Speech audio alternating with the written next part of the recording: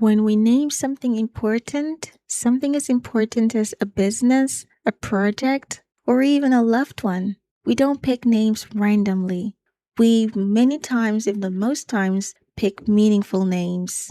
And when people choose meaningful names, they often consider a few factors. Factors like, what do we want this thing to stand for? How do we want people to feel when they hear it?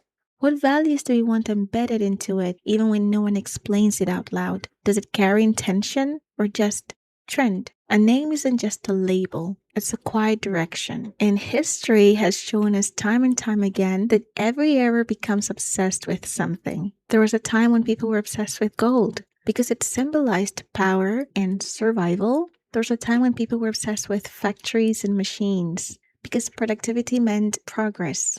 There was a time when people were obsessed with television because visibility meant relevance. There's a time when people were obsessed with the internet. That's quite recent even, because connection meant opportunity. And now, in this era, in our era, we're obsessed with pixels.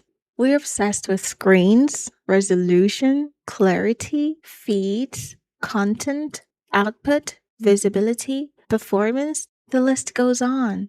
Pixels are how we communicate. Pixels are how we work. Pixels are how we're seen. Pixels are how we measure success. But in every area of obsession, something important gets neglected all the time. In this era, that thing is peace.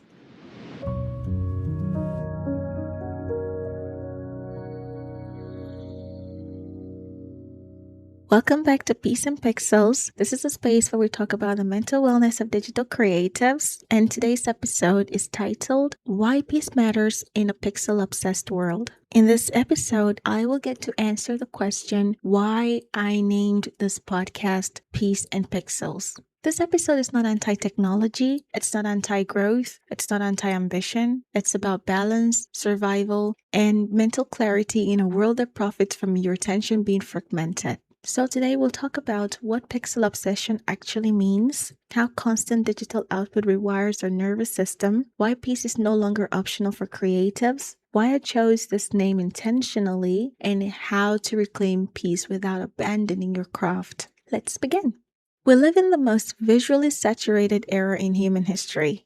More images are created in a single day now than entire centuries produced in the past. Every scroll delivers perfectly lit renders, flawless edits, endless inspiration, constant comparison, infinite reference, infinite pressure, and the list keeps going on. Pixels? Pixels, they never sleep. They refresh, they reload, they update, they demand, and there's this truth that people don't want to accept or even address, which is pixels reward speed, not depth. Pixels reward visibility, not clarity. Pixels reward consistency, not sustainability.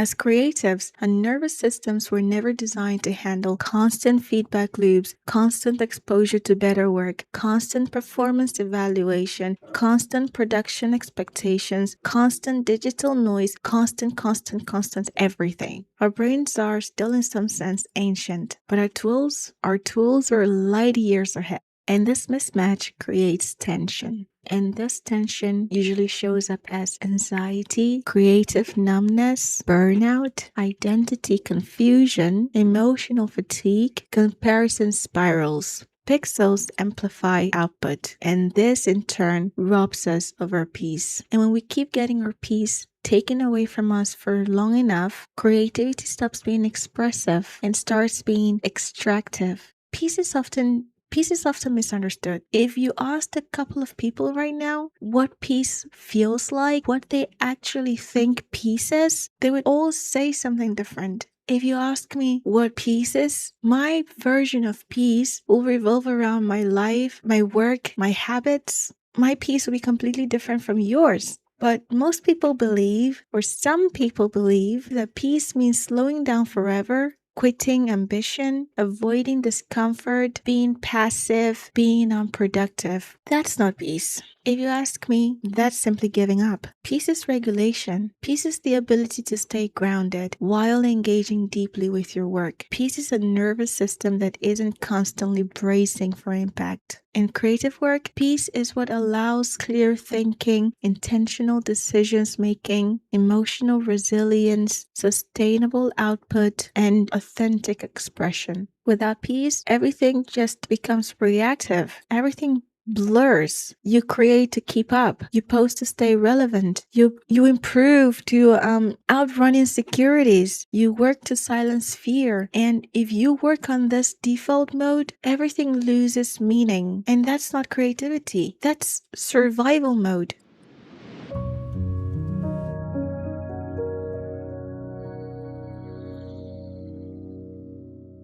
Did you know survival mode is incredibly expensive? I'm not talking about money. Survival mode costs joy, curiosity, patience, play, meaning. Peace is what turns pixels back into tools instead of threats. Why Peace and Pixels? Why did I choose to name this podcast, which is supposed to be a weekly reminder to us that we can find peace and joy doing the things we love doing, especially in a world where everything just blurs together, things lose meaning. How do we keep doing the things we love doing without losing ourselves in the process? There were so many options to name this podcast. Options like peace instead of pixels, peace after pixels, peace within pixels. But peace and pixels would be best for the podcast because this podcast was never meant to teach tools. It was meant to protect minds.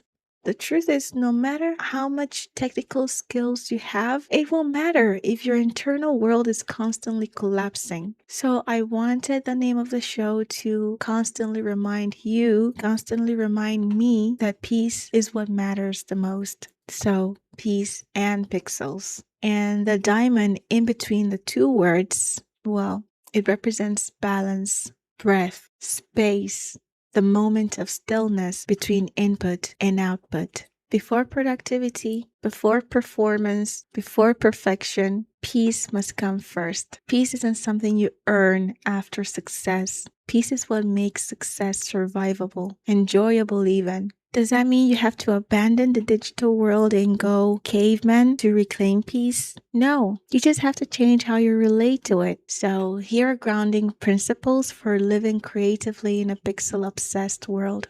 1. Intention before consumption. Don't open apps unconsciously. Decide why you're there before you enter. 2. Create slower than you consume. If you only consume faster and faster, your inner voice gets drowned out. So you need to give yourself time while you're creating to listen to the artist in you. 3. Protect empty space. Silence isn't unproductive. It's where meaning forms. Sometimes you need to sit with yourself to hear yourself. 4. Detach worth from output. You're not your renders. You're not your edits. You're not your drawings. You're not your metrics. You're not your performance. You are you. And you're more than just a render. You're more than just an algorithm. You're more than just people's reactions. Don't forget that. 5. Build peace rituals. Have daily anchors like quiet mornings, have a cup of coffee, green breaks, offline walks, intentional rests. Peace doesn't happen accidentally. It's practiced. It's discovered. You have to look for peace to find it.